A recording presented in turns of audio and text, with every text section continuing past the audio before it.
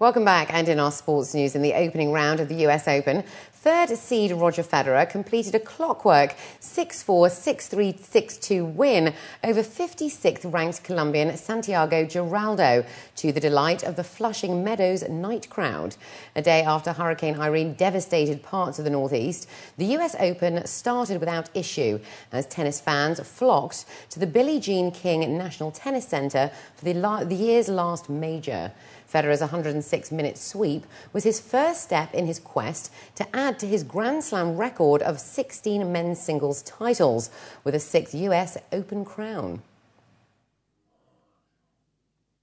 Couldn't be better. I'm happy, and it was great atmosphere, great ovation when I walked out. I really enjoyed it, and it's always one of those moments, I guess, you train for, right? Is to get maybe on the first night at the US Open, or hopefully down the stretch, a night session match in front of, in the biggest stadium that we have in tennis, and great crowds, and then you hopefully try to put on a good show, and I was able to play a good match today, so obviously I'm pleased. It could have been swifter maybe, but overall I'm very happy.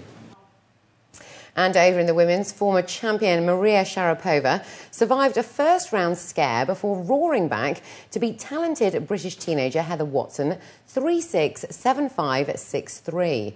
The 19-year-old Watson took advantage of erratic play from the Russian by extending the rallies and appeared poised for an upset at 5-5 in the second set, before Sharapova raised her game.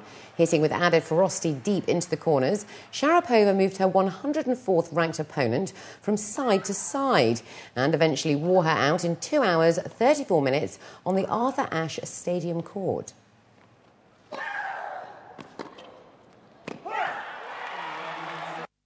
Yeah, well, sometimes in the past you you have a match like this where you're not playing your best. You get through it. You give yourself a chance to keep going.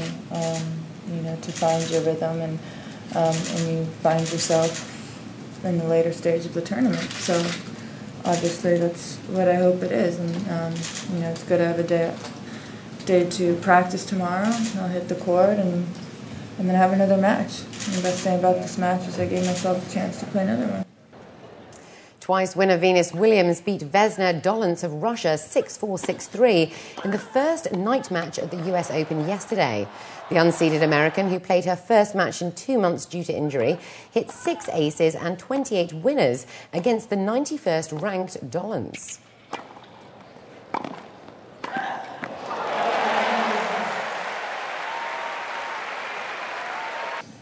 Confidence comes with execution. So, to come out and win a first round match, that helps a lot, and being in tight situations helps a lot. But the good part is that I've experienced, and that helps with my confidence, that I know how to handle situations and scenarios. So that gives me definitely more confidence than maybe someone less experienced. But at the end of the day, I can't worry about that. These are the cards that I have, so I have to do what I can with what I have. Play my best at every moment. Cuban hurdler Dayron Robles was stripped of gold and glory at the World Athletics Championships in Daegu, South Korea on Monday. In a twist every bit as dramatic as Usain Bolt's disqualification from the blue-ribboned 100-metre sprint the night before, the muscular world record holder was disqualified after a physical track tussle in the 110-metre hurdles final with China's Liu Zhang. Robles bumped Liu in an epic race between the 3 fastest hurdlers of all time. The eventual winner and new 110-metre hurdles world champion, James Richardson, admits the win is bittersweet. The feeling's bittersweet because you never want to win on a technicality. You want to match up with somebody head-to-head, and that's definitely kind of what the disqualification robbed the situation of. But as we learned yesterday, rules are rules. And you have to respect them just like you respect competitors. And it's unfortunate that it happened, but I will do my best to just keep the gold around my neck and honor it as much as I can. German Tony Martin won the 10th stage individual time trial in the Tour of Spain on Monday, while Britain's Christopher Froome took the overall lead. Froome, riding for Team Sky, finished second behind HTC High Road's Martin in the 47-kilometre flat time trial, with other Briton Bradley Wiggins, also of Team Sky, in third place. Time trial specialist Fabian Cancellara of Switzerland was fourth, with USA's Taylor Phinney fifth. Dane Jakob Fuglsang is second overall, with Wiggins third going into the race's first rest day today. Diego Forlan announced yesterday that he is to leave La Liga club Atletico Madrid after 4 seasons and will join Series A side Inter Milan.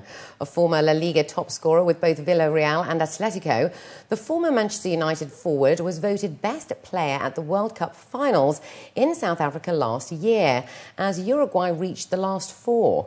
While Inter have yet to confirm a deal has been agreed, the Copa America winner arrival is good news for coach Gian Piero Gasparini, who has lost forwards Samuel Eto'o and Goran Pandev to Russian and Napoli sides, respectively.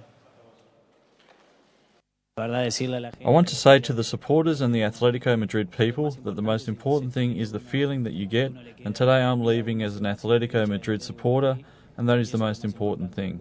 I know that I'm going to a big team that have very good players, and well, we know that they are always fighting for big things, so it is a beautiful challenge. I hope to adapt fast and play in one of the biggest leagues as the Spanish and the Italian. And on a different note, revellers flocked to West London on Monday for one of Europe's biggest street parties. Monday, a public holiday in England, is the main day of the 2-day Notting Hill Carnival, an annual celebration of Caribbean culture that usually draws around 1 million people for a colourful procession of musicians and performers. The streets along the procession route were lined with hundreds of food stalls flying the distinctive yellow, green and black Jamaican flag and the black and red of Trinidad and Tobago. Inspired by Trinidad's Carnival, the Notting Hill event was first held in London in 1964 and has grown into one of the world's biggest, generating tens of millions of pounds for London's economy. And with that, let's take a look at the local and international weather forecast for tomorrow.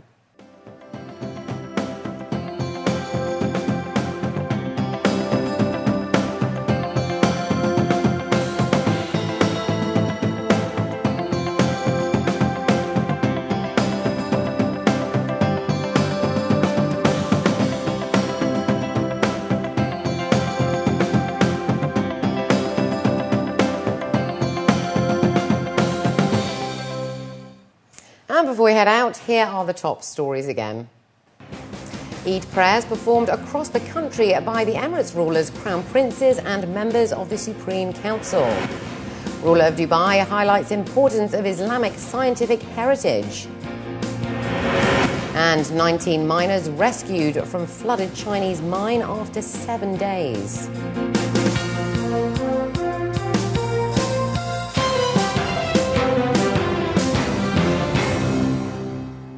Well, that brings us to the end of the bulletin. As always, we'd love to hear your comments.